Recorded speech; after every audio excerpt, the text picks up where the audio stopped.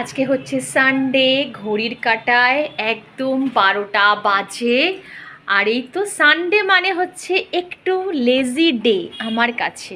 তবে আমার রান্না বান্না কিন্তু মোটামুটি বসে গেছে। আর একটা জিনিস আমি কিনেছি, সেটা তোমাদের সাথে শেয়ার করি। এই দেখো, আমি হস্তশিল্প মেলায় গেছিলাম। হস্তশিল্প মেলা থেকে আমি এই সুন্দর একটা ল্যাম্পশেড না, এটা হ্যাঙ্গিং ল্যাম্প, কিন্তু হাতের তৈরি, ওরা নিজেরা হাতে তৈরি করে বানাচ্ছে। তো আমি এটা মাত্র 100 রুপিস দিয়ে কিনে নিয়ে এসেছিলাম। কি সুন্দর দেখতে!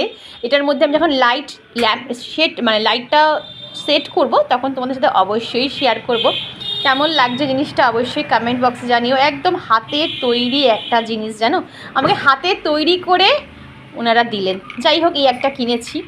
এখানে আমার ভাত কিন্তু অলরেডি হয়ে গেছে। চলো রান্নাঘরে গিয়ে দেখাই আমি যে কি স্পেশাল ডিশ করছি। আর এখানে আমি শুনছি গান। সানডে মানে আমার কাছে একটু অন্যরকম দিন, আস্তে ধীরে হবে এইরকম একটা দিন। সানডে মানে প্রত্যেকটা রান্নাঘরে হয় মাটন, না হলে চিকেন, কিন্তু আজ আমি রান্না করছি ধনিয়া চিকেন। ঠিক আছে, তোমরা কে কে ধনিয়া চিকেন খেতে পছন্দ করো অবশ্যই আমায় কমেন্ট বক্সে জানিও। এই রেসিপিটা আমি তোমাদের সাথে অন্য কোনো বড় ব্লগে শেয়ার করব। তো এই হচ্ছে একদম ছিমছাম রান্না আজকে আমার ধনিয়া চিকেন। আর এখানে হচ্ছে বেগুন ভর্তা।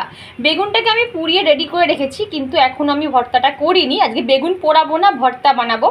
তো সেই রেসিপিটাও তোমাদের সাথে পরে একটা ব্লগে শেয়ার করব।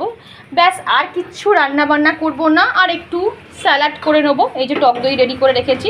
আর ব্যাস, একটু টমেটো, একটুখানি পেঁয়াজ, আর একটু হচ্ছে শসা, সরি বলতে বলতে ভুলে যাই, কেটে নিলেই আজকে আমাদের একদম ছিমছাম লাঞ্চ মেনু রেডি।